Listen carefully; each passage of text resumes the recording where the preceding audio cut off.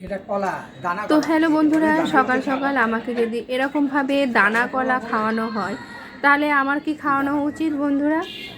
তো আমি আজকে কি খাওয়াচ্ছি সেটাই কিন্তু তোমাদেরকে দেখাবো এবং সমস্ত রান্নার প্রসেসটাও দেখাবো, আমি কিভাবে রান্না করছি আর আমাকে এরকম দানা কলা খাওয়ানোর বদলে আমি কি জিনিস খাওয়াচ্ছি, একটা সুন্দর জিনিস। দেখো বন্ধুরা, ইঁদুরটা এই গর্তের ভেতর থেকে ঢুকছে আর বেরোচ্ছে, কি সুন্দর নিজেদের বাসা বানিয়ে নিয়েছে। তো দেখো কি খাচ্ছে। সকলের খুব ভালো হোক। হ্যাঁ, আজকে উচ্ছে রান্না হবে, এই যে উচ্ছে।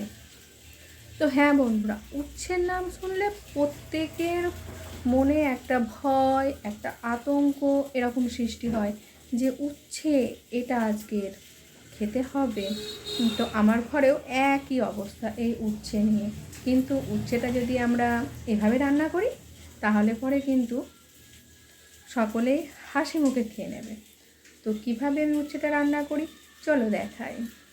লুচি করার জন্য ওখানে নিয়ে নিয়েছি উচ্ছে কেটে নিয়েছি, পেঁয়াজ কেটে নিয়েছি, বেগুন কেটে নিয়েছি, তার সঙ্গে নিয়েছি আমি সজনে ডাঁটাগুলো কেটে। এবার সবগুলোকে ভালো করে ধুয়ে নেব।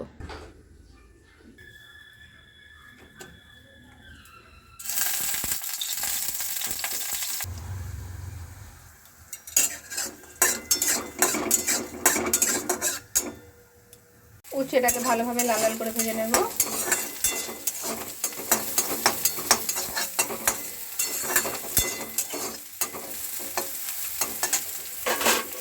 বড়িগুলো ভেজে আমি তুলে নিয়েছি, সেটাকে ভাপিয়ে নিয়েছি। উচ্ছে ভেজে তুলে রেখে দিয়েছি। এবার এই তেলের মধ্যে আমি সজনে ডাঁটাগুলো ভেজে নেব।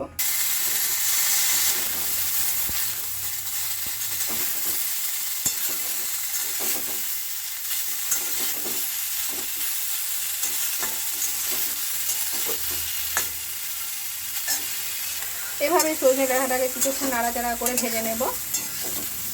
আগে তো ভাপিয়ে রেখেছিলাম, এই জন্য বেশি সেদ্ধ করার প্রয়োজন হবে না, একটু নাড়াচাড়া করে ভেজে নিলে পরেই হবে। তাই সজনে ডাঁটা ভাজতে ভাজতে সজনে ডাঁটার কালার চলে এসছে। এবার আমি সজনে ডাঁটাটাকে নামিয়ে রেখে দেবো। এই কড়াইয়ের মধ্যে আরেকটুখানি আমি তেল দেবো। তেল দেওয়ার পরে বেগুনটা ভেজে নেব।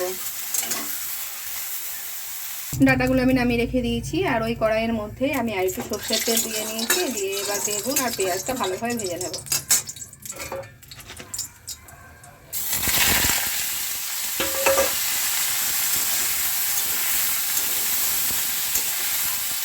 বেগুন আর পেঁয়াজ খুব ভালো করে লাল লাল করে ভাজা হয়ে গেছে। এবার আমি এর মধ্যে সমস্ত সবজিগুলো দিয়ে নেব। ভেজে রাখা সবজিগুলোই দেব।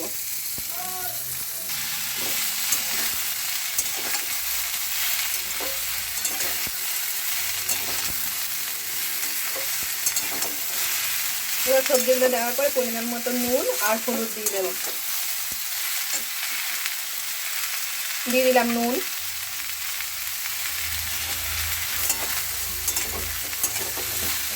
নুন দিয়ে কিছুক্ষণ নাড়াচাড়া করব।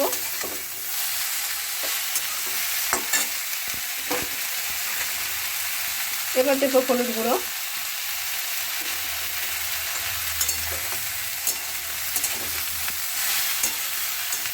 এভাবে নুন আর হলুদটা দেওয়ার পরে কিছুক্ষণ নাড়াচাড়া করব।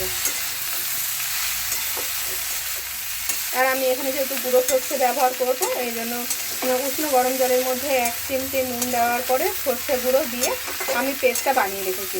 এভাবে কিছুক্ষণ নাড়াচাড়া করে বেশ ভাজা ভাজা হয়ে গেলে পরে সবজির সঙ্গে তেলগুলো মশলাগুলো ভালোভাবে মিশে যাওয়ার পরে আমি সর্ষে বাটা পেস্টটা দিয়ে দেবো, বা সর্ষে গুঁড়ো যে ওপর থেকে যে জলটা, সেই জলটা আমি এবার দিয়ে দেবো। এবার সর্ষের পেস্টটা দিয়ে দেবো।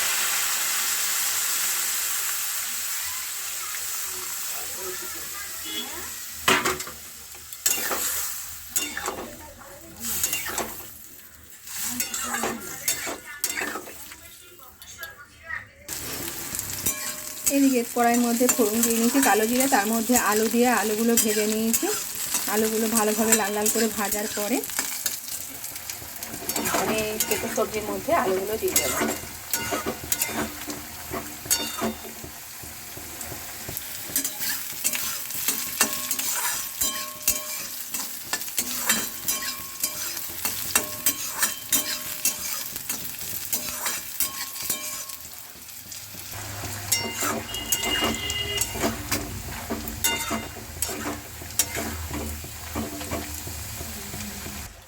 এবার কেটে রাখা টমেটোগুলো দিয়ে দেবো। টমেটো থেকে আমি সমস্ত দানা বের করে নিয়েছি।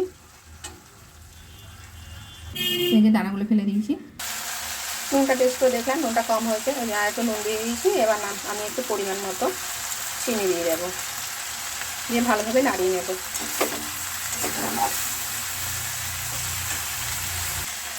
আমরা কম বেশি তেঁতোটা সবাই খেতে অপছন্দ করি। আমরা নুনটা বা মিষ্টি জাতীয় জিনিসটাই খেতে পছন্দ করি, কিন্তু শরীরের উপকারের জন্য এবং শরীরের ভালোর জন্য আমাদের কিন্তু তেঁতোটা খেতেই হয়। সপ্তাহে 2 দিন অন্তত পক্ষে তেঁতোটা রাখতেই হয় রান্নাতে। তা এরকমভাবে উচ্ছের সেদ্ধ, উচ্ছে ভাজা, এগুলো তো আমরা অনেকেই খাই। উচ্ছে চচ্চড়িটা এরকমভাবে খেয়ে একবার দেখবে বন্ধুরা, সত্যিই খুব সুন্দর হয় খেতে। রান্নাটা বান্না হয়ে গেছে, এবার আমি নামিয়ে নেব।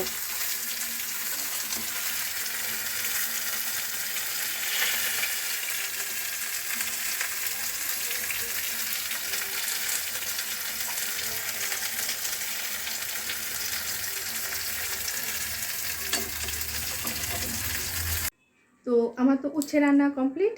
তা আমি উচ্ছে দিয়ে খাওয়া শেষ করে ফেলি। তো বন্ধুরা, তোমরাও এরকমভাবে উচ্ছেটা রান্না করে খেতে পারো, সত্যিই ভালো লাগবে খেতে। তো টাটা, আবার দেখা হচ্ছে নেক্সট ভিডিওতে। সকলে ভালো থেকো, সুস্থ থেকো। তো বন্ধুরা, কলার মধ্যে কলার কোনো শ্বাস নেই, কলার মধ্যে দানাতে ভরা। একটা কলা ভাঙলে পরে 1000টা দানা। এই দানা কলা খাওয়ানোর বদলে উচ্ছে খাইয়ে কি আমি কোনো ভুল করেছি? নিশ্চয়ই কোনো ভুল করিনি। কারণ তোমরা যদি কলাগুলো দেখতে চাও, আমি